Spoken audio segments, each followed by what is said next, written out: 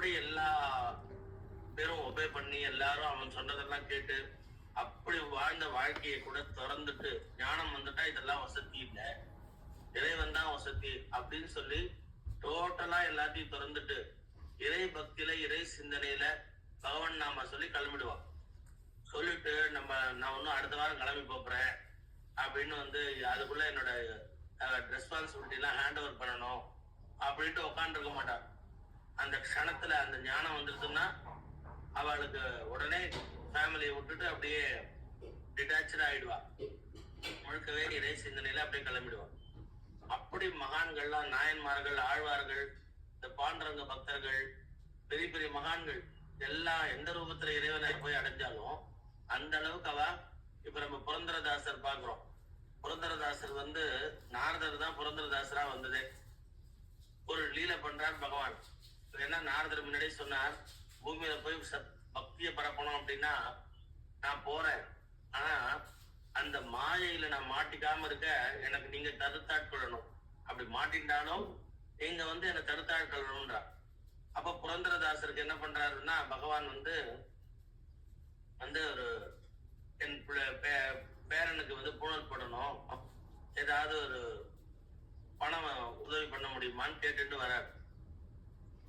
இவர் வட்டி கடை வச்சிருக்காரு. கஞ்ச பிசினாருன்னா பயங்கர கஞ்ச பிசினாரு. யாருக்குமே எதையுமே கொடுக்க மாட்டார். அப்படி வாழ்ந்துட்டு வர பணத்தை சேர்த்துட்டு இருக்காரு. இவர் மனைவி வீட்டுல இருக்க அவளோட ஒவ்வொரு மூக்குத்தியிலேருந்து காதுத்தோடுல இருந்து எல்லாம் இவருக்கு பார்த்து வச்சிருக்காரு. எதுவும் தொலைஞ்சு போக கூடாது, எல்லாம் பத்திரமா இருக்கணும், நகையெல்லாம் பத்திரமா இருக்கணும். அப்படி இன்னும் மேல மேல சேர்த்துட்டே இருக்காரு. நவகோடி நாராயணன் சொல்லுவாங்க. அப்படி கோடி கோடியா சேர்த்துட்டு இருக்காரு. வட்டி கடை வேற வச்சிருக்காரு. இப்படி இருக்கிறவற்றை தடுத்தாடு கொள்ற நேரம் வந்தது. பகவான் வந்தார். வந்துட்டு இந்த மாதிரி ஒரு மாறு வேஷத்து இது மாதிரி பேரனுக்கு புனல் போடணும், ஒரு சின்ன பையனை கூப்பிட்டு இது மாதிரி நீங்க ஏதாவது உதவி பண்ணணும்ன்ற. இவர் உடனே போப்பா, இதுக்கு ஆசிரியர் நான் ஏதோ மடமா கட்டி வச்சிருக்கேன், அவங்களுக்கு பூனல் போடணும்னா போய் தர்ம புனயனம் பண்ணிக்கோ, காசு வச்சு எதுக்கு நான் தானம் உனக்கு கொடுக்கணும், நீ எதுக்கு பூனல் போடணும் அப்படி இப்படின்னு ஏதோ சொல்லிட்டார். பகவான் இவரை பத்தி தெரியும், இவர் ஏதாவது சொல்லுவாருன்னு தெரியும். நேரா இவர் மனைவி கிட்ட போனா அவளுக்கு இந்த பகவான் பகவான் தெரியாது. யாரோ பாவம் ஏழை தன் பேரனுக்கு பூனல் போடணும்னு குழந்தை சின்ன பையனை அழைச்சிட்டு வந்திருக்கார். நம்ம என்ன பண்றது அப்படின்னு சொல்லி அவளுக்கு ஏதாவது தருணம் போல இருந்தது. நல்ல மனசு உள்ளவோ தருணம் போல இருந்தது. ஆனா வீட்டுல இருந்து ஒண்ணு கொடுத்துட்டாலும் சண்டைக்கு வருவார் புரந்தரதாசர். அவ என்ன பண்ணா, அவளோட மூக்குத்திய கைட்டி கொடுத்துட்டான். கைட்டி கொடுத்துட்டு இதை வச்சு நீங்க ஏதாவது எங்கேயாவது போய் வித்து நீங்க தெருக்கோடியில் இருக்கிற கடையில வித்துறாதீங்கோ, அது என்னோட ஹஸ்பண்ட் கடை, வேற எங்கேயாவது வித்து நீங்க அந்த பணத்துல பூனல் போட்டுக்கோங்க அப்படின்னு சொல்லி கோல்டு கொடுத்துட்டாங்க. இப்பதான் கோல்டு ரேட் ஏறிண்டே இருக்கு. அப்ப அந்த மாதிரி அந்த காலத்திலே கோல்டை கொடுத்தான். உடனே இது வந்திருக்கிறது விளையாடு பண்றதுக்காக பகவான் தானே, நேரா அந்த தெருக்கோடி கடைக்கு தான் போற. யாருன்னா புரந்தரதாசர் உட்காந்துருக்கு. அங்க போயிட்டு மெனக்கட்டி இந்த மூக்குத்தியை கொடுத்து, அப்பா இதுக்கு ஈக்குவலா பணத்தை கொடு, நான் பேரனுக்கு பூனல் போடுறேன். முதல்ல ஃபர்ஸ்ட் வரும்போது ஏதாவது சகாயம் பண்ண முடியுமா, ஏதாவது கொடுக்க முடியுமான்னு பெக் பண்ணார். இப்போ ரைட் ராயலா கேட்கிறார், அப்பா இந்த மூக்குத்தியை வச்சுட்டு அதுக்கு ஈக்குவலா பணம் கொடு அப்படின்னு. இவர் பார்த்தார். முதல் வாட்டி இதே மனுஷன் தான் பேரன் அழைச்சிட்டு வந்தார். ஏதாவது கொடுக்க முடியுமான்னு பிச்சை கேட்டார். இப்ப என்னடா அண்ணா ஒரு தங்க மூக்குத்தியை கொண்டு கொடுத்து இதுக்கு ஈக்குவலா பணம் கொடுன்னு கேட்கிறாரு. இந்த மூக்குத்திய பார்ப்போமேன்னு எடுத்து பார்க்கற அவருக்கு புரிஞ்சு போச்சு, இது தன்னோட மனைவியோட மூக்குத்தி. இவர் எப்படி ஆச்சரியம் கேட்டுட்டே போய் நம்ம வீட்டுக்கே போய் கேட்டிருக்கார். அவ எடுத்து கொடுத்துருக்கா. எப்படி என் பர்மிஷன் இல்லாம இப்படி தானம் பண்ணுவாவோ, விட்டேனா பாரு அப்படின்ட்டு, நீங்க 2 பேரும் கடையிலேயே உட்காருங்க, இதோ வந்துடுறேன் அப்படின்னு சொல்லி பகவானையும் கூட பையன் மாதிரி பகவான் அழைச்சிட்டு வந்திருக்கு. அந்த வயசானவரையும் பையனையும் கடையில உட்கார சொல்லிட்டு அவசரமா ஓடுறாரு வீட்டுக்கு. ஓடி போய் மனைவிட்ட உன் மூக்குத்தி எங்க காட்டு, உன் மூக்குத்தி காட்டு அப்படின்னு கேக்குறாரு. அவ எல்லாத்தையும் அவர் பார்த்து வச்சிருக்காரு. அவளுக்கு தெரியும். ஆனா நானு இந்த எண்ணெய் தேய்ச்சி குடிக்கலாம்னு நினைச்சிட்டு நகையெல்லாம் அது என்ன எண்ணெய் போயிடுமா ஆயில் போயிடுமேன்றதுக்காக எல்லாத்தையும் கைட்டி வச்சேன். இதோ இங்கதான் கைட்டி வச்சேன் அப்படின்னு அவன் பாட்டுக்கு ஒரு ட்ரங்க் பட்டி, அந்த காலத்தை பழைய பட்டி, சும்மா அது உள்ள நிறைய திங்ஸ் எல்லாம் இருக்கு, ட்ரெஸ் எல்லாம் கூட இருக்கு. அதுக்கு அடியில தேடுற மாதிரி சும்மா கை வச்சு தொல்லாவறான். அவன் உண்மையிலே கொடுத்தது அவளுக்கு தெரியும். ஆனா இவர் பயங்கரமா கத்தி ஒண்ணுக்கு ரெண்டு பண்ணிடுவார். ஏன்னா இவர் இவ்வளோ திடீர்னு மூக்குத்தி கேட்கிறா, இப்பதான் தானம் பண்ணிருக்கோம்னா அந்த கழவன் சும்மா இல்லாம நேரம் இந்த கடைக்கே போயிருக்காரு. போகாதுன்னு சொன்னா இங்கேயே போயிருக்காரு. பெரிய பிரச்சனை ஆயிடுச்சு. இப்போ தானம் கொடுத்தது நமக்கு இப்போ பெரிய குடும்பத்துல பிரச்சனை ஆயிடுச்சுன்ட்டு தேடுற மாதிரி அந்த கை விட்டு நோன்றா, நடிக்கிறா. அப்ப கரெக்டா பார்த்தா ஒரு மூக்குத்தி கிடைச்சோம். கிடைச்ச உடனே நம்ம தான் தானம் கொடுத்துட்டோமே, அப்புறம் ஏது மூக்குத்தின்னு தெரியல. சரி, இப்ப சத்திக்கு ஹஸ்பண்டோட கோவத்திலிருந்து தப்பிச்சுக்கணும், இதற்கு மூக்குத்தி பாருங்க அப்படின்னு காட்டிட்டான். காட்டிட்டா புரந்தரதாசருக்கு அவர் வட்டி கடை வச்சிருக்கிறவர் நகையை பத்தி எல்லாம் நன்னா தெரியும். மனைவிக்கு இருந்த இந்த மூக்குத்தி நம்ம கையில இருக்கு, அவ தானம் கொடுத்துருக்கா. ஆனா சமாளிக்கிறதுக்காக தேடுற மாதிரி பண்ணிருக்கா. ஆனா அவ கையில ஒரு மூக்குத்தி கிடைச்சி நம்மகிட்ட திருப்பி கொடுக்குறா. சோ இது டபுள் ஆக்ஷன் மாதிரி. அதே மாதிரி ஒரு மூக்குத்தி அவ கொடுக்குறா. அவளை பார்த்தார். உண்மையை சொல்லு, உண்மையை சொல்லு அப்படின்னு அவர் கேட்கும்போது அவர் எல்லாம் தெரிஞ்சுட்டுதான் கேட்கிறார் அப்படின்னு அவளுக்கு புரிஞ்சுது. எப்படி காரைக்கால் அம்மையாருக்கு மாம்பழம் வந்த மாதிரி இந்த இடத்துல மூக்குத்தி வந்து, அது சிவபக்தி கதை, இது பெருமாள் பக்தி கதை. காடு ஒண்ணுதான். விஷயம் பாருங்கணும். இந்த மிரக்கல் நடந்திருக்கு. உடனே அழுதுண்டே சொல்றா, உண்மையிலேயே நான் ஒரு வயசானவர் பையன் அழிச்சுட்டு வந்தார், பூனல் போடணும்னார், யாச்சகம் கேட்டார். அவரை பார்த்த உடனே எனக்கு ஏதாவது கொடுக்கணும்னு தோணுது. நீங்க திட்டு வேணும்னு தெரியும், ஆனா என் மனசானது குடு குடு குடுன்னு சொல்றது. அப்படி அவர் தேஜஸா இருந்தார் இந்த வயசான கழவர். உடனே என் மூக்குத்தியை கட்டி கொடுத்துட்டேன். ஆனா கூட சொன்னேன், நான் உங்கள்ட்ட ஏதாவது எங்கேயோ கட்டி வச்சேன், கை மாத்தெல்லாம் வச்சுட்டேன், காணாம போயிடுச்சு, எங்கேயோ மிஸ் பண்ணிட்டேன் இந்த எண்ணெய் தேய்ச்சி குளிக்கும் போது அப்படின்னு ஏதாவது சமாளிச்சுக்கலாம், திட்டு வாங்கிக்கலாம், அடியும் வாங்கிக்கலாம் அப்படின்ட்டு தைரியமா கொடுத்துட்டேன். அந்த உங்க கடை நம்ம கடைக்கு ஒண்டி போக கூடாதுன்னு வேற சொன்னேன். ஆனா அவர் மெனக்கட்டு உங்ககிட்ட இந்த மூக்குத்தியை கொடுத்துருக்காரு, இதுக்கு ஈக்குவலா பணம் கொடுன்னு. ஆனா நீங்க கேட்கும் போது உங்களை சமாளிக்கிறதுக்காக தேடுற மாதிரி நடிச்சேன். ஆனா இந்த கையில எப்படி வந்தது இந்த மூக்குத்தின்னு தெரியல, அதே மாதிரி மூக்குத்தி கையில வந்தது அப்படின்னு. உடனே ஒரு க்ஷணம் மனைவியை பார்த்து, நீ எல்லா உண்மையும் சொல்லிட்ட, ஓகே, நீ கொடுக்கணும்ன்ற நல்ல எண்ணத்துல பண்ணிருக்க, நான் ஏதோ கத்துவனேன்ட்டு இப்படி போய் சொல்லி சமாளிச்சிருக்க, ஒன்னும் தப்பில்லை இதெல்லாம். ஆனா இப்படி ஒரு நம்மள்ட்ட இல்லாத ஒரு மூக்குத்தி, இதே மாதிரி மூக்குத்தி ஒண்ணு கிடைச்சிருக்கு, நீ கொடுத்துருக்கிறது உண்மை, எனக்கு புரிஞ்சு போச்சு அது. ஆனா இப்படி கிடைச்சிருக்கு, ஒரு மிரக்கல் நடந்திருக்கு அப்படின்னா வந்தது யார்? வந்தது யார்? நீ அங்க போகாத அந்த கடைக்குன்னு சொன்னாலும் மெனக்கட்ட அங்க வந்ததுக்கு அப்ப அது சாக்ஷாத் பகவான் நாராயணனை தவிர வேற யாரும் இருக்காது. வா கடைக்கு போகணும்னு ஓடி வரா. நாராயணா நாராயணா சொல்லிட்டு ஓடி வந்தா, இவர் பேர் நவகோடி நாராயணன். பார்த்தா அங்க சுவாமி இல்ல, கழவன் இல்ல, அந்த பக்கத்துல கூட இருந்த பிரம்மச்சாரி பூடல் போடணும்னு சொல்லிருந்த அந்த பையனும் இல்ல. தெரிஞ்சு போச்சு, புரிஞ்சு போச்சு. அந்த இடத்துல துளசி ஜலம் சிந்தி இருந்தது. பாக்குறார், அழற, பிரபு என்னை தடுத்தாட்குள்ள வந்தேலா, இந்த ஒண்ணுமே இல்லடா, நான் நினைச்சேன்னா என்னடா மூக்குத்தி, பெரிய மூக்குத்தி, இந்த நகைகள், இந்த பணங்கள், இது எதுவுமே ஒண்ணுமே இல்ல, இதெல்லாம் உன்னோட கூட வராது. எது வரும் அப்படின்னா பகவன் நாமா ஒண்டிதான் வரும், பகவத் பக்தி ஒண்டிதான் வரும்ன்றத புரிய வச்சேடா அப்படின்னு புரந்தரதாசர் அழறார், கதறார். அந்த க்ஷணம் அத்தனை பணம் நகை அத்தனையும் ஏழை எளியவர்களுக்கெல்லாம் தான தர்மங்கள் பண்ணிட்டு முந்தியவர்த்தி பிராமணனா தெருவில் இறங்குறார். பகவான தவிர வேற எதுவுமே வசதி இல்லை, பகவத் பக்தியை தவிர வேற எதுவுமே வசதி இல்லை, பகவத் சிந்தனையை தவிர வேற எதுவும் வசதி இல்லை.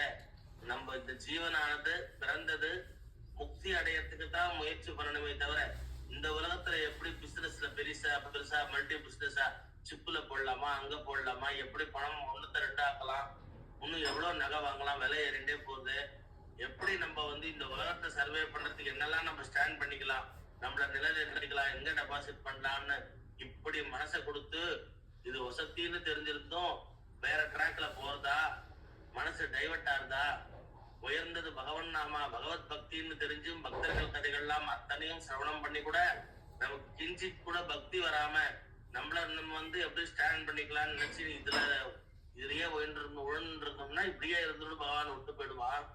இது எதுவுமே வசதி இல்லைன்னு வீதியில இறங்கி ஹரிநாராயண பஜநாராயண ஹரிநாராயணன் இறங்கிட்டார். அப்புறம் உஞ்சவர்த்தி பண்ணிதான் வாழ்ந்தார். அப்போ இவரோட பெண்கெல்லாம் கல்யாணம் பண்றது யார் பண்ணி வைப்பா அப்படின்னா பகவானே பண்ணி வச்சு.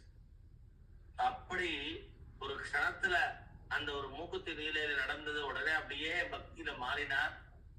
எப்படி பட்டணத்தார் காதிருந்த ஊசியும் வாராது காணும் கடைபிடிக்கேன்னு அவ்வளவு கோடியும் அப்படியே திறந்துட்டு அப்படியே பக்தியில மாறினாரோ அப்படி இந்த நவகோடி நாராயணான இந்த புரந்தரதாசர் அப்படியே பக்தியில எனக்கு வந்துட்டார். சாட்சாத் நாரதர் தான் அந்த புரந்தரதாசரா வந்தவர். இப்படி உயர்ந்தது பகவன் நாமா, உயர்ந்தது பக்தி அப்படின்னு இந்த பக்தர்கள் கதைகள்லாம் சிரவணம் பண்ணிட்டு கூட எல்லாம் இருக்கட்டும், நாளைக்கு நான் ஆபீஸ்க்கு போய் தானே ஆகும் அப்படின்ற மாதிரி நம்ம இருப்போம். உண்மைதான், பக்குவம் வந்துட்டா அந்த அந்த அந்த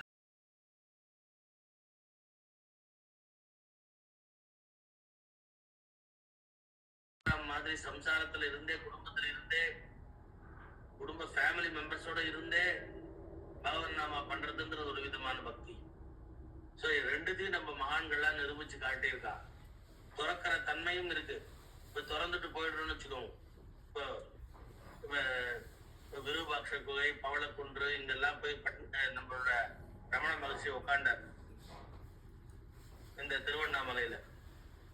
போய் உட்காந்துக்கிறோம், கோமணத்தோட உட்காந்துருக்காரு. ஒண்ணும் வேணாம், திடீர்னு குளிருது, குளிர்காலம் வருது, குளிருது. இப்ப அமெரிக்கால எல்லாம் பாத்தீங்கன்னா அந்த வெளியில பனி கொட்டிட்டு இருக்கும்போது உள்ள பார்த்தா ஹீட்டர் வேலை செஞ்சுட்டு இருக்கும். இதே ரொம்ப வெயில் ஹாட் வெதர்னா உள்ள ஏசி வேலை செஞ்சுட்டு. இந்தியாலே நிறைய பேர் ஹாட் வெதர் மெஜாரிட்டியா அதிகமா இருக்கு, இங்க ஏசி போட்டுன்னு இருக்கும். அப்ப அதெல்லாம் நமக்கு தேவையா இருக்கு, காலத்துல இதெல்லாம் தேவையா இருக்கு.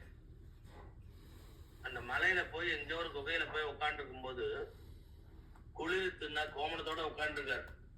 இந்த சரீர ஆசை ஐயோ குளிருதே அப்படின்னு நினைச்சுட்டாலே என்னாச்சு, அந்த வைராக்கியமா உட்காண்டது தோத்து போயிடுற மாதிரி ஆயிடும்.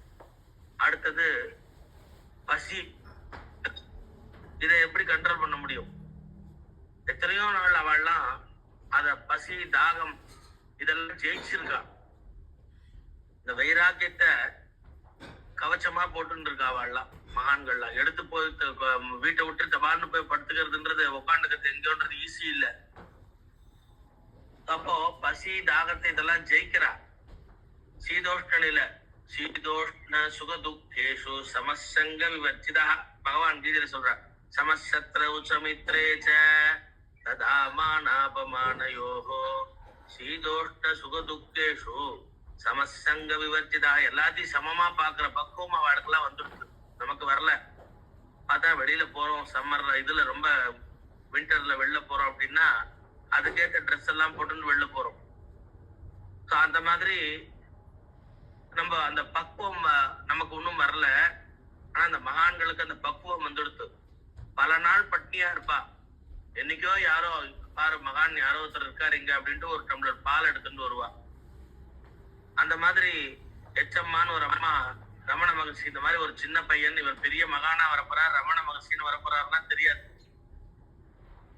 ஒரு ஒரு சின்ன பையன் இப்படி பசியா உட்காந்து இருக்கார், பல நாள் தபஸ் பண்ணிட்டு இருக்கார், பசி தாகத்தெல்லாம் மறந்துட்டு உட்காந்து இருக்கார் அப்படின்னு அந்த அம்மாவே சாப்பாடு எடுத்து போய் கொடுப்பாளாம், தாய் அன்போட கொடுப்பாளாம். சோ அந்த மாதிரி மகான்களை தேடி வா போய் கொடுப்பா. அவளுக்கு கொடுத்தாலும் சரி, வரலைன்னாலும் சரி, வாசல்ல அந்த அம்மா நேற்று கொடுத்தாளே இன்னைக்கும் வருவாளா, எனக்கு இன்னைக்கு ரொம்ப பசிக்கிறது, 2 இட்லி ஒரு சட்னி கொண்டு வந்தான்னா மிளகா பொடியோட நேத்து கொஞ்சம் சட்னி காரணமா இருந்தது, இன்னைக்கு கொஞ்சம் நன்னா தயிர் விட்டு எடுத்துன்னு வந்தான்னா நன்னா இருக்கு குடிக்கிறது, கடைசியில ஒரு மோர் கொடுத்தா நன்னா ஜீரணமாகும். இப்படி எல்லாம் சொல்லிட்டு உட்காந்துருக்க மாட்டான். இந்த நினைப்பே அவளுக்கெல்லாம் இருக்காது. அவன் நினைப்பு முழுக்க பக்தி பகவத் சிந்தனை.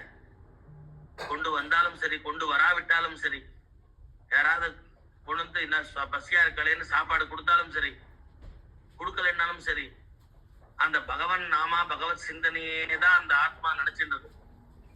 இது எது நடந்தாலும் இறைவன் சங்கல்பம். இறைவன் இன்னைக்கு நமக்கு சாப்பாடு உண்டுன்னு சொன்னா உண்டு, இல்லைன்னா இல்ல, அது இறைவன் பாத்துக்கிறான், அவன் பொறுப்பு அப்படின்ட்டு அவ பாட்டுக்கு ஜபத்திலேயே உட்காந்துருப்பான். அந்த ஒரு மைண்ட் கண்ட்ரோல், அந்த என்ன சொல்றது, நம்மளோட அந்த ஒவ்வொரு அந்த எண்ணங்களையும் கட்டுப்படுத்துற தன்மை அவளுக்கு இருந்து இந்திரிய நிகிரகம் சொல்லுவா. இந்திரியங்களை கட்டுப்படுத்துற தன்மை, காம குரோத லோப மோக மதமாச்சரியத்தை கட்டுப்படுத்துற தன்மை அவளுக்கு இருந்தது. பசி தாகம் தூக்கம் அத்தனையும் கட்டுப்படுத்துற தன்மை, பகவத் சிந்தனை அப்படியே உட்கார்ந்துக்கிற தன்மை. இது துறந்துட்டு போறவாள், இந்த காலத்திலேயே துறந்துட்டு போயிருக்கிறவாளுக்கெல்லாம் அந்த பக்குவம்.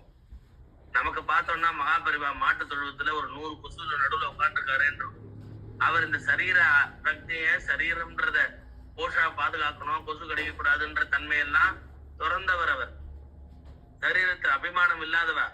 துளியூண்டு நெல்பறி சாப்பிட்டுட்டு பல மாசம் இருக்க முடியுமா, பல வருஷ கணக்கா இருக்க முடியுமா? நமக்கெல்லாம் பாத்தீங்கன்னா மார்னிங் பிரேக்ஃபாஸ்ட், ஐயோ டாக்டர் சொல்லியிருக்கார் சுகர்,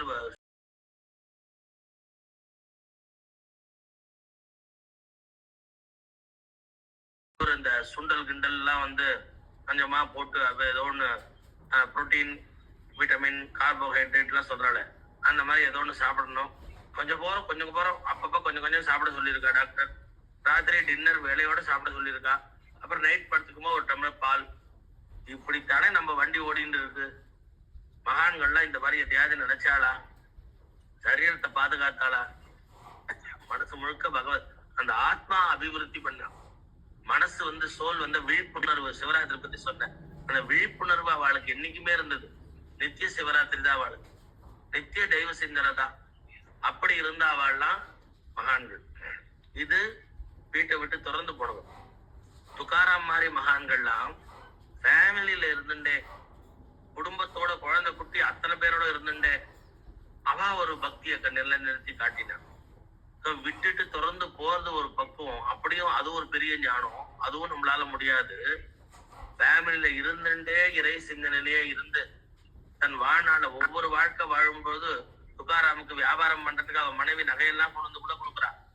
எல்லாத்தையும் கொண்டு போய் அடமானம் வச்சு இல்ல வித்துட்டு வந்து அந்த மாதிரி பணத்தை எப்படியாவது உங்களுக்கு பொருள் வியாபாரம் பண்ணி கொடுங்கோ, குடும்பத்துல குடும்பம் ரன் ஆகணும், குழந்தை குட்டி எல்லாம் சாப்பிடணும், வியாபாரம் பண்ணி கொடுக்கணும், ஒரு கடை வச்சு எல்லாம் கொடுக்குறா.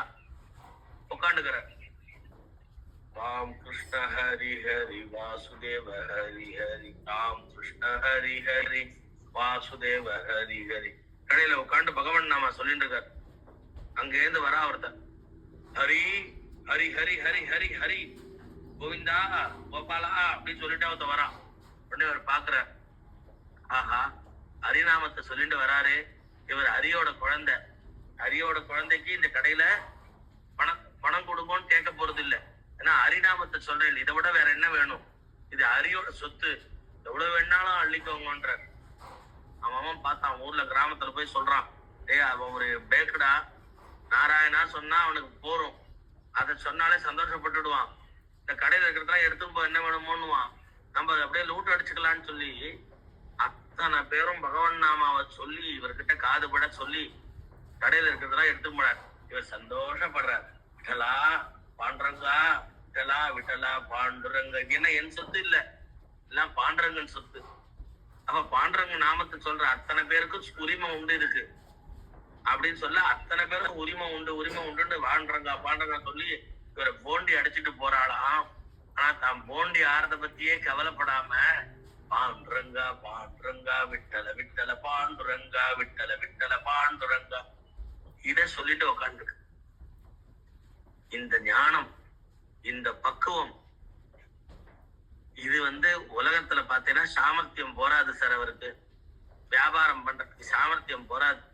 என்னோட பையன் ஸ்கூல் படிக்கிறான், அவனை கூட ஒரு கடையில கொண்டு போய் உட்கார வச்சு பாருங்க, டேய் இந்த சாக்லேட் 10 ரூபாய், இந்த சாக்லேட் 5 ரூபாய், இந்த சாக்லேட் 2 ரூபாய், நீ விற்கணும்டா, யார் வந்தாலும் ஏமாந்து போயிட்டான்னு சொன்னா அவன் கூட நல்ல திறமையா வித்துட்டு லாபம் கொண்டு இது பண்ணிடுவான். துக்காராமுக்கு இந்த சாமர்த்தியம் போராது. ஆமா போராது, இந்த உலக சாமர்த்தியம் எல்லாம் தேவையே இல்லை, நான் இறைவன் அடைகிற சாமர்த்தியம் தான் அவருக்கு. ஏன்னா நாராயண நாமத்தை கேட்ட உடனே எதையும் துறக்கிற தன்மை இருக்கு பாரு, அந்த சாமர்த்தியம் நமக்கு அது இல்லையே. டேய் யார ஏமாத்த பாக்குற, நாராயணன் சொன்னா வீட்டு இந்த கடையில இருக்கிறதெல்லாம் எடுத்தும் சொல்லிடுவேன் நானு. யாரை ஏமாத்த பாக்குறேன்னு சொல்ற அந்த குணம் தான் நமக்கு. நம்ம எல்லாம் இந்த உலகத்துல சாமர்த்தியமா வியாபாரம் பண்ணிட்டு ஒருத்தர் சண்டை போட்டு இப்படி வாழ்த்துக்கு தான் லாய்க்கு. அந்த இறைவன் அடைய தன் சரீரத்தோடையே இறைவன்கிட்ட போனாரு, அந்த சாமர்த்தியம் அவர்கிட்ட இருந்தது. வைகுண்டத்தை தன் இந்த பூல இந்த உடம்பு சரீரத்தோடய போனாரு, அந்த சாமர்த்தியம் அவர்கிட்ட இருந்தது. அதை விட வேற என்னடா வேணும்? திருப்பி பிறப்பில்லாத நிலையை அடைஞ்சாரு, அதுதானேடா வேணும் இந்த ஆத்மாக்கு. இந்த ஆத்மா முக்தி அடையறதுக்கு வழி என்ன அப்படின்றது தெரிஞ்சுட்டு இருந்தாரு, அந்த சாமர்த்தியம் அவர்கிட்ட இருந்தது. நமக்கு அதுக்கு துப்பு இல்லாம போயிட்டோமே. ஏதோ நம்ம பெரிய ரொம்ப பிசினஸ் மேக்னெட் மாதிரி நம்ம எல்லாம் யார்கிட்டையும் நான் ஏமாற மாட்டேன். என்ன 10 ரூபாய் ஏமாத்தி கொடுக்குறியா, கொண்டாடா 10 ரூபாய், 100 ரூபாய் பொருள் வாங்கிட்டு 90 ரூபாய் கொடுக்குற, குடுறா 100 ரூபாய் 10 ரூபான்னு கேட்டு நியாயமா நம்ம அவள்கிட்ட ஃபைட் பண்ணி வாங்குவோமே, இது நம்மளோட சாமர்த்தியம். ஆனா துக்காராம் 100 ரூபாயும் ஹரிநாமத்தை சொல்றவன்ட்ட இழந்து நிக்கிறாரு. அவர் என்ன பண்றாரு, இந்த கர்மா நெல் பேலன்ஸ் பண்ணிட்டு மோட்சத்துக்கு போயிடுறாரு.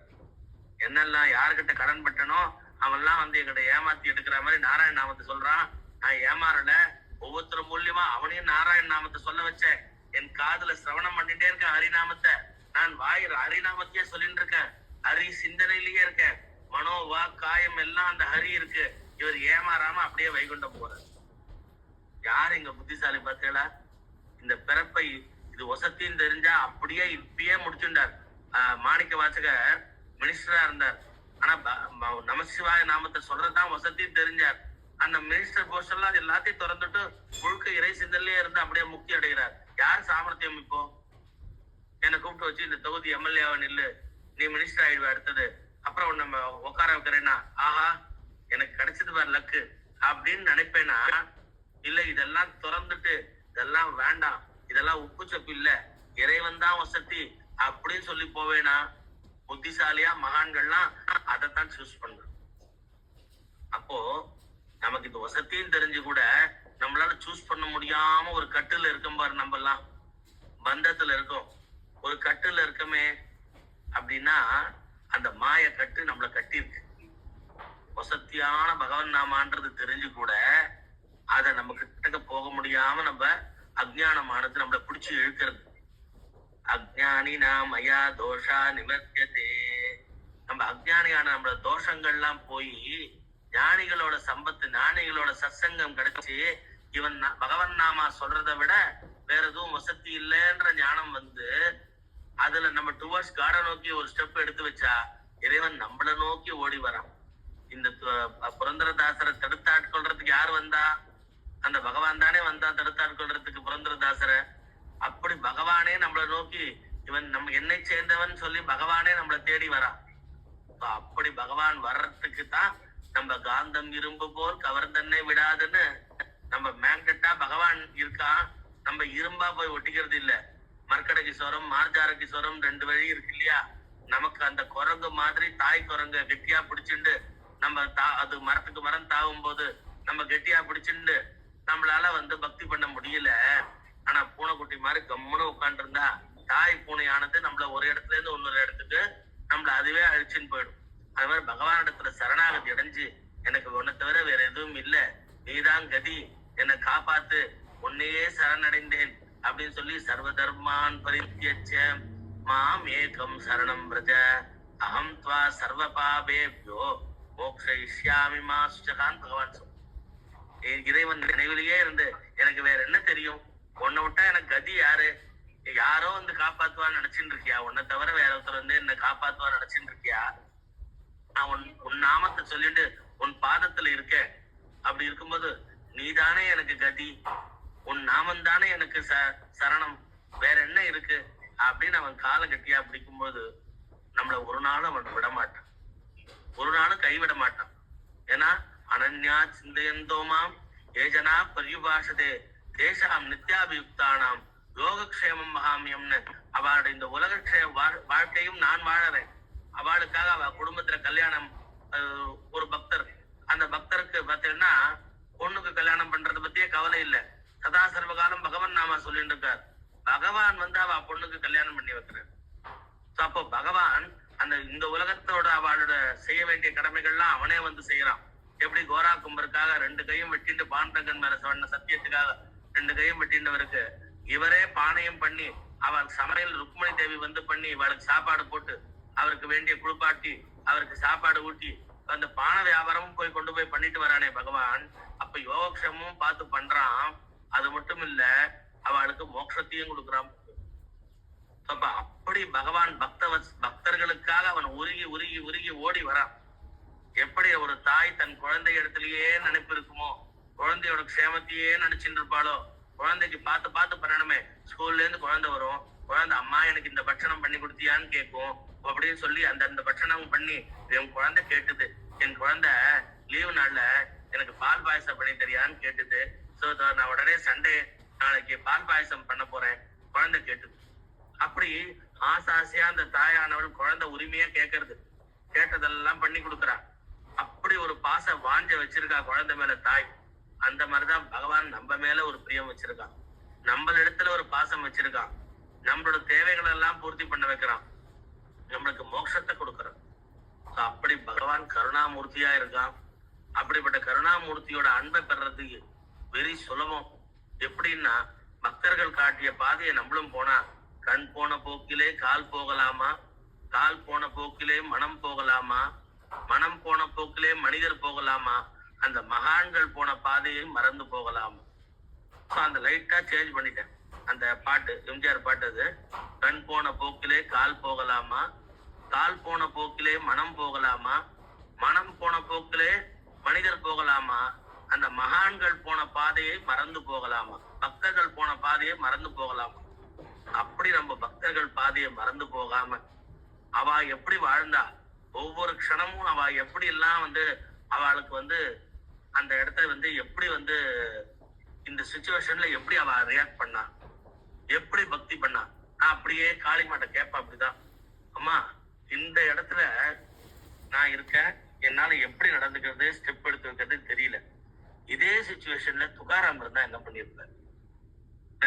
ஒரு மகான் துகாராம், நாமதேவர், ஞானேஸ்வர், இவாள்லாம் இந்த சூழ்நிலைய எப்படி கடந்திருப்பா, அந்த இடத்துல அவ எப்படி ரியாக்ட் பண்ணிருப்பா, எந்த மாதிரி அவள்கிட்டேருந்து ஒரு யாரோ ஒருத்தர் நம்மளை தீட்டுறதோ இல்ல ஏதோ ஒண்ணு பண்றதோ, அப்ப அப்படி பண்ணும்போது இவா எப்படி இருப்பா. எனக்கு ஒண்ணு அந்த பகீரமா பட்டர்னு ஒருத்தர் அந்த உப்பு இல்லைன்னு சாப்பாட்டுல சொல்லும் போது மனைவி கேட்டாலாம், இவ்வளவு வேத சாஸ்திரங்கள்லாம் படிச்சிருக்கு, ஒரு நாளைக்கு நான் உப்பு போடல, டெய்லி சமைக்கிறவதான் நல்லாதான் சமைச்சுட்டு இருக்கேன் பார்த்து பார்த்து. அந்த காலத்துல பாதியில ரசத்தை கொஞ்சம் குடிச்சு பார்த்து, குழம்பு கொஞ்சம் குடிச்சு பார்த்து, இல்ல ஏதாவது டேஸ்ட் பண்ணி பார்த்துட்டு வடையில உப்பு போட்டோமான்ட்டு கொஞ்சம் வடையை சாப்பிட்டு பார்த்துட்டு அப்புறம் போடுறதெல்லாம் கிடையாது. அவள் எல்லாம் பண்ணி வைப்பா, அப்புறம் சுவாமிக்கு நிவேதனம் பண்ணுவா, அப்புறம் வீட்டுல பெரியவங்க எல்லாம் சாப்பிட்டுட்டு அப்புறம் தான் சாப்பிடுவா. சோ முதல்லயே பாதி சமையல் போது கொஞ்சம் டேஸ்ட் பண்ணி பார்த்துட்டு சரியா உப்பு போட்டிருக்குமா இல்லையான்னு பண்ண மாட்டான். ஏதோ ஒரு சமயத்துல அப்படி பண்ணிட்டா, ஒரு நாளைக்கு அப்படி ஆயிடுச்சு. டெய்லி நன்னாதான் பண்றோம், ஒரு நாளைக்கு உப்பு போட மறந்துட்டான். உடனே பகீரம பட்டருக்கு உடனே கோபம் வந்தது. நல்ல சாஸ்திரங்கள் படிச்சிருக்கார், நித்திய பூஜைகள்லாம் பண்றவர், அவருக்கு திடீர்னு ஒரு கோபம் வந்தது. ஓ ஆன்னு கத்திட்டார், நீ அறிவில்லை உனக்கு, இந்த மாதிரி உப்பு போட மறந்துட்ட, அது என்ன கவனம் சிதறது, ஒழுங்கா சமைக்க வேண்டாமா அப்படி இப்படின்னு கத்திட்டார். எல்லாம் பொறுமையா இருந்து கேட்டு இருந்த அந்த அம்மா சொன்னா, எவ்வளவு சாஸ்திரம் படிச்சு டெய்லி பூஜை பண்ணி என்ன பிரயோஜனம், ஒரு துளி பக்குவம் கூட உங்களுக்கு இல்லையே, ஒரு நாள் உப்பு போடல, ஏமா இன்னைக்கு மறந்து போயிட்ட போல இருக்குமா, பரவாயில்ல நீ பண்ணி உன் கை பக்குவம் உப்பு இல்லைன்னா கூட நன்னாதான் இருக்கு அப்படின்னு சொல்லியிருந்தா எனக்கும் ஹர்ட் ஆயிருக்காது, மனசு கடுமையான வார்த்தைகளை கேட்டிருக்க மாட்டேன். ஐயோ நம்ம தப்பு பண்ணிட்டோமே, நாளைக்கு பார்த்து பண்ணணும்ட்டு எனக்கு ஒரு யோசனை இருக்கும், நான் அடுத்த நாள் கேர்ஃபுல்லா பண்ணுவேன் மிஸ் பண்ணாம. அப்ப அடுத்த வாழை டெய்லி சமைச்சு போடுற வாழை ஒரு ஹர்ட் பண்ணி என்ன லாபம், அந்த வாழை பண்ணிட்டேலே, அப்படி பண்ண வார்த்தையை கொட்டிட்டேலே, அப்படி நீங்க பண்ணினதுனால இந்த சாஸ்திரங்கள்லாம் படிச்சு என்ன லாபம்? நீங்க சொல்றா இல்லையா, வேதாந்தகோ பிராமணஸ்யா க்ஷத்ரியோ விஜயி பவேத் வைஸ்யோதர சம்ருத்தா சாத் சூத்திர சுகமாப்னியாத். அப்போ விஷ்ணு சஹஸ்ரநாமம் சொன்னா என்ன பலன்னா, பிராமணனுக்கு வேதாந்த ஞானம்ன்றது மாதிரி என்னன்னா நல்ல அறிவு தானே வரணும்னு சொல்லியிருக்காங்க. அப்ப நல்ல அறிவு வேண்டாமா அவங்களுக்கு? வந்திருக்கலையே இத்தனை நாள் பக்தி பண்ணி. அப்ப அது இல்லையே அவங்களுக்கு மிஸ் ஆயிடுதே அப்படின்னு அவர் சொன்ன உடனே, அவ என்னடி இந்த எழுத்தா பேசுற அப்படின்னு பலான்னு ஏந்து அடிக்கல. அவருக்கு அந்த கண்ணை திறந்தேம்மா, எனக்கு கரெக்டு தான்மா, நான் இத்தனை பகவான் நாமா சொல்லி இத்தனை பக்தர்கள் கதையெல்லாம் கேட்டு எனக்கு துளி கூட ஞானம் வரல. கோபத்தை காட்டி நான் கீழே போயிட்டேன், டவுன் ட்ரேட்ல போயிட்டேன். காம குரோதங்கள்லாம் நம்மள கீழே இறக்குற ஒரு, அது நம்ம காலில் ஒரு கட்டு போட்டு கயிறை கட்டி பிடிச்சு இழுக்கிற மாதிரி அதெல்லாம் நம்மள கீழே இறக்குறது அதெல்லாம். அப்ப நான் அதுல மாட்டின்ட்டு வலையில மாட்டின மீன் மாதிரி மாறிட்டேன், ஏமாந்து போயிட்டேன், காம குரோதத்துல மாட்டின்ட்டேன், தப்பு பண்ணிட்டேம்மா. ஆனா நீ கண்ணை திறந்த, இத்தனை பூஜை பண்ணி இத்தனை பக்தர்கள் கதைகள்லாம் கேட்டு இவ்வளவு சாஸ்திரங்கள்லாம் படிச்சு என்ன பிரயோஜனம்னு நீ கேட்டது இந்த சம்மட்டியால மண்டையில அடிச்சா மாதிரி இருக்கு. ஐயோ நான் உங்க மனசு கஷ்டப்படுறதுன்னு சொல்லல. என்ன இல்ல நான் மனசு கஷ்டப்படல, இந்த இடத்துல மனசுல ஞானம் ஏற்பட்டது. தப்பு பண்ணிட்டேன்றது இப்பதான் புரிஞ்சுக்கிறேன்.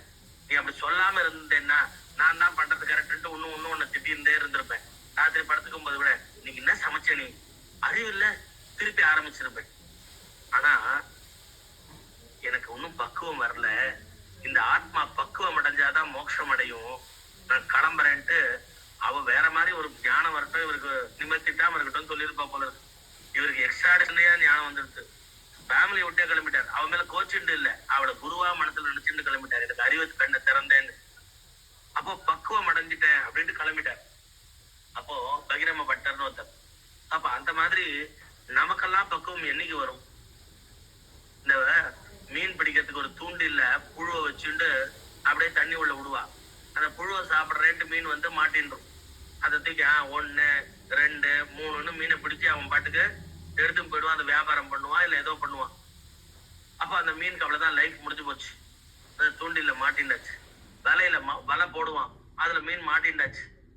அந்த மாதிரி நம்ம எல்லாம் மாய விலையில மாட்டின்னு இருக்கோம்.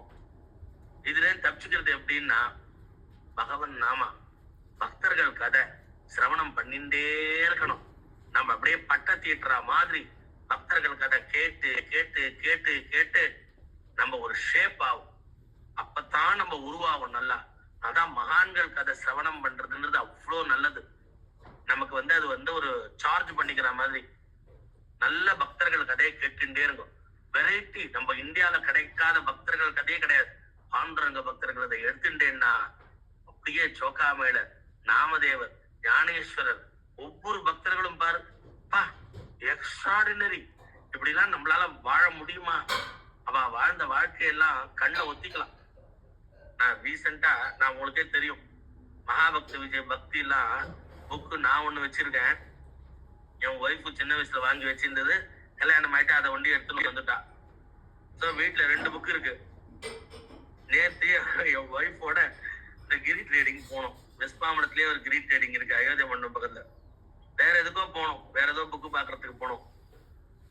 அங்க ஒரு மகாபக்த விஜயம் வேற ஆத்தர், நான் வச்சிருக்கிறதுலாம் வேற ஆத்தர், அங்க வேற ஆத்தர் புக்கு இருந்தது.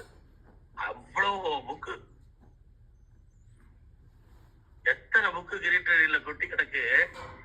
எனக்கு இந்த பக்தர்கள் கதை ஏன்னா மகாபக்த விஜய புக்கை திறந்து வச்சுட்டு அழுந்திருக்கேன் நான். இதுல ஒரு பக்தனா நான் வரமாட்டேனா? என் பேரு இதுல வராதா? எனக்கு அந்த பக்குவமே இல்லையே, ஞானமே இல்லையேன்னு அழுதுருக்கேன். ஏதோ என்னைக்கோ அதெல்லாம். ஆனா எனக்கு அந்த ஒரு புக்கு வேற ஆத்தர், பட் ஆனா அதே மகாபக்த விஜயா, அதே கதைகள் தான். எல்லாரும் அவளை பத்தி தான் கதை. பார்த்துட்டு அப்படியே எடுத்து வச்சுட்டு வேற ஏதோ தேட வந்தோம் நாங்க. நான் டோட்டலா அதை தேடுறதே விட்டேன்.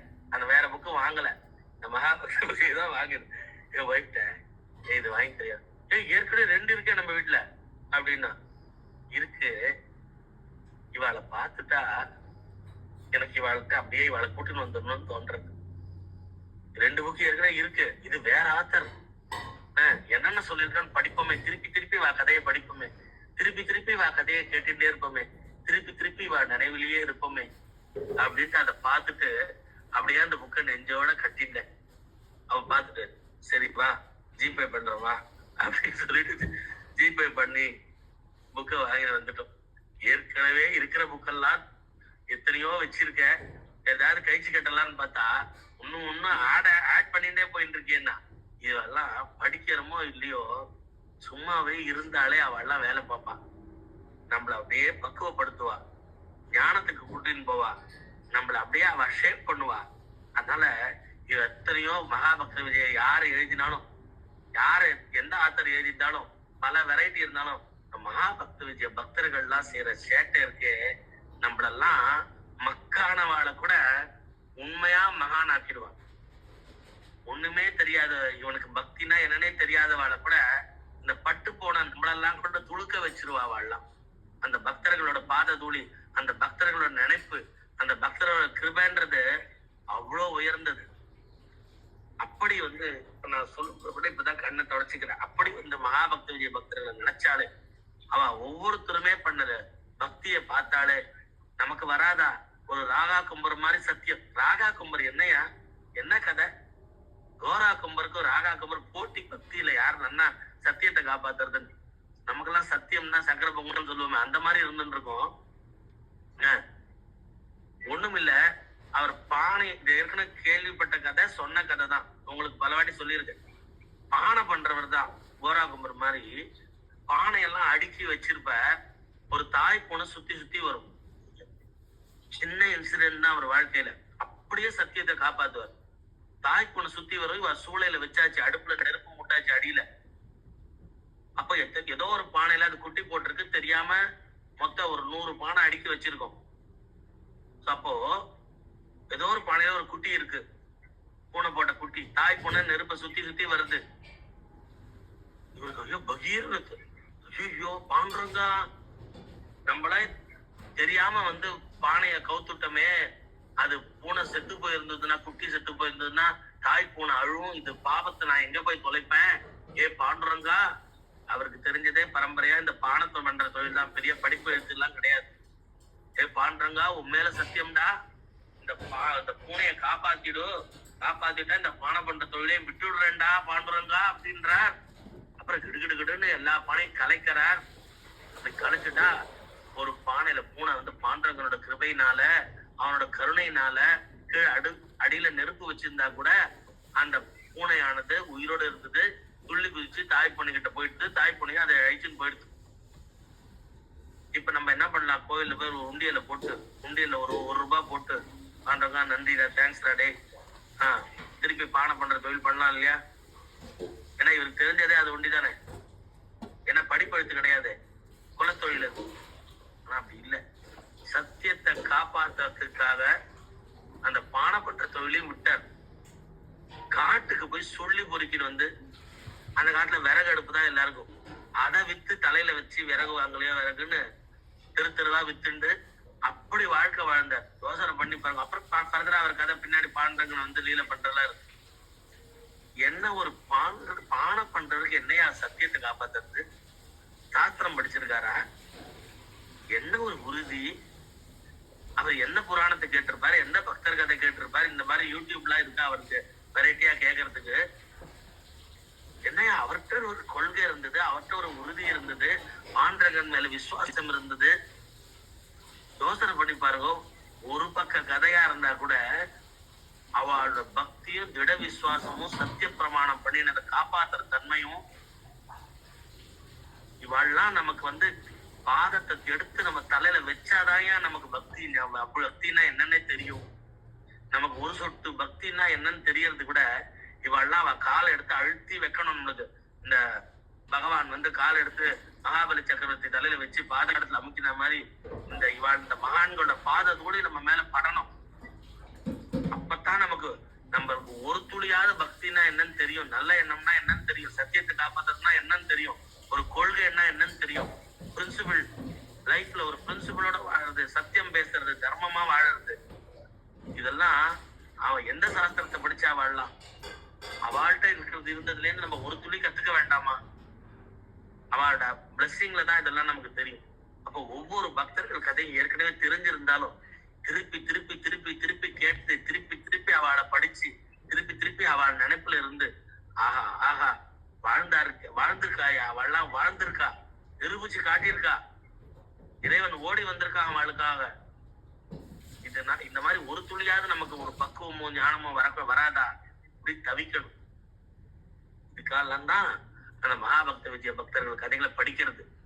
இதுக்காகலாம் தான் திருப்பி திருப்பி திருப்பி திருப்பி அவ கதைகளையே நினைச்சுட்டு இருக்கிறது. நம்மள உயர்ந்த இடத்துக்கு பக்திக்கு அழைச்சும் போகும். நாம கூட பக்தி பண்ணுமா, நம்மளால கூட பக்தி பண்ண முடியுமா அப்படின்றது அந்த கொஸ்டின் மார்க்கு போய் நம்மளாலையும் பக்தி பண்ண முடியும்னு ஆக்கிடுவா வாழலாம். பட்ட மரம் துளுக்குன்ற மாதிரி நமக்கும் ஒரு உயர்ந்த பக்தியும் நல்ல எண்ணமும் வரும். அப்படித்தான் நம்ம இந்த மகான்கள் கதைகளை கேட்டு கேட்டு ஏற்கனவே பல வாட்டி கேட்டிருந்தாலும் திருப்பி திருப்பி கேட்டு நம்மள ஷேப் பண்ணிக்கணும். நம்ம பேட்டரிய சார்ஜ் பண்ணிக்கணும். நம்மளும் அந்த ட்ராக்ல போய் நிக்கணும், அந்த டிராவல் பண்ணணும். மகான்கள் மாதிரி நம்மளும், அதாவது மகான்கள் பாதையை மறந்து போகலாமா? மறந்து போக கூடாது. நம்மளும் அந்த வழி போகணும், இறைவனை அடையணும். அதனால இந்த மாதிரி நம்ம சோல் விழிப்புணர்வு வர்ற நாள் இந்த சிவராத்திரி. நம்ம சோல் எல்லா நாளுமே விழிப்புணர்வு வரணும். அதுக்கு ஒரு ஸ்பெஷல் டே மாதிரி இப்ப மதர்ஸ் டே, ஃபாதர்ஸ் டேன்னு வைக்கிறா. அன்னைக்கு ஒரு நாளாவது அவளுக்கு போய் ஒரு நமஸ்காரம் பண்ணுன்னு. நித்தியமும் நம்மளோட இந்து மத கல்ச்சர்ல மாதா பிதா பக்தி பண்ணி அவளுக்கு நமஸ்காரம் பண்ணணும். அட்லீஸ்ட் மதர் டே ஃபாதர் டே வச்சா நாளாவது ஒரு ஹேண்ட் ஷேக்காவது அவளுக்கு போய் பண்ணுவானா, அன்னைக்காவது அவளை நினைப்பானான்றதுக்காக ஃபாரின்ல எல்லாம் வச்சிருக்கா.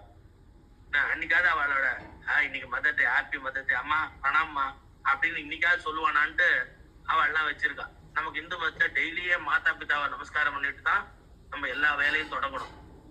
அப்படி இருக்கும்போது எனக்கோ ஒரு நாளாவது விழிப்புணர்வு நாள்னு வச்சு இந்த சோல் விழிப்புணர்வு ஆகாதா? கண்ணப்ப நாயனார் மாதிரி உயர்ந்த பக்தி பண்ணாதா? இந்த சோல் உண்மையான இறை சின்னல இருக்காதா அப்படின்னு சொல்லி ஒரு சிவராத்திரி ஒரு நாள் வச்சிருக்கா. விழிப்புணர்வு நாள். எல்லா நாளுமே விழிச்சுட்டு இருக்க வேண்டிய நாள். விழிச்சுட்டு இருக்குன்னா தூக்கம் இல்லாம இல்ல. விழிப்புணர்வுன்னா நல்ல பக்தி, நல்ல எண்ணத்துல மாயையில மாட்டிக்காத தன்மை, மகான்கள் மாதிரி பகவத் சிந்தனையில இருக்கிறது, சத்சங்கம் சத் விஷயங்கள்லயே கவனம் இருக்கிறது, டைவர்ட் ஆகாம போறது, எப்பயும் மனசு கவனம் சத் விஷயங்கள்லயே வச்சுக்கிறது. இது ரொம்ப கஷ்டம் நமக்கெல்லாம். கன்சிஸ்டன்சி இல்ல. நமக்கு நல்ல எண்ணம் வருது, ஆனா நான் எப்பயும் சொல்ற எக்ஸாம்பிள் தான், ஆறி போற வெந்நீர் மாதிரி ஆயிடும். நல்ல சுட சுட கிடுக்கில பிடிச்சுன்னு ஃபேன் கீழே வச்சோன்னு வச்சுக்கோ, ஆறி போயிடுறது. அந்த மாதிரிதான் நம்ம பக்தியும் நம்ம கொள்கைகளும் நம்ம பிரின்சிபலும் கோட்டை விட்டுரும். அந்த மாதிரி இல்லாம மகான்கள் காட்டிய பாதையில போய் நம்ம இறைவனை அடையணும். ஓகேவா? தேங்க்யூ. என்ன மறந்து நான் மகாபக்த விஷயம் பண்ற லீலை தான் இதெல்லாம். வெறும புக்கை வாங்கி இன்னும் ஒரு கவர் போட்டு கொடுத்துருக்கான், ப்ரௌன் கவர். அது உள்ளேதான் இருக்கு. ஆனா அவன் பண்ற விளையாட்டு பார்த்தீங்கன்னா, டேய் நீ சும்மா கவர் உள்ள வச்சாலும் கவர் உள்ள இல்லைன்னாலும் நாங்க உன்னோட இருந்து உனக்கும் பக்தியை கொடுத்துருவோம்னு அவ எல்லாம் பகு பிரயத்தனம் பண்ணி ஆசீர்வாதம் பண்றா. மகான்கள்லாம் அவ சிந்தனை, அவ ஆசீர்வாதம் கண்டிப்பா பலிக்கும்னு நான் நம்புறேன். சரியா? அந்த மாதிரி மகான்களோட ஆசீர்வாதம் எல்லாருக்கும் வேணும். அப்ப நம்ம உயர்ந்த பக்தி நம்ம பண்ண ஆரம்பிச்சுக்குவோம் அவளோட ஆசீர்வாதத்துல. ஓகேம்மா ராஜீவ், வாப்பா.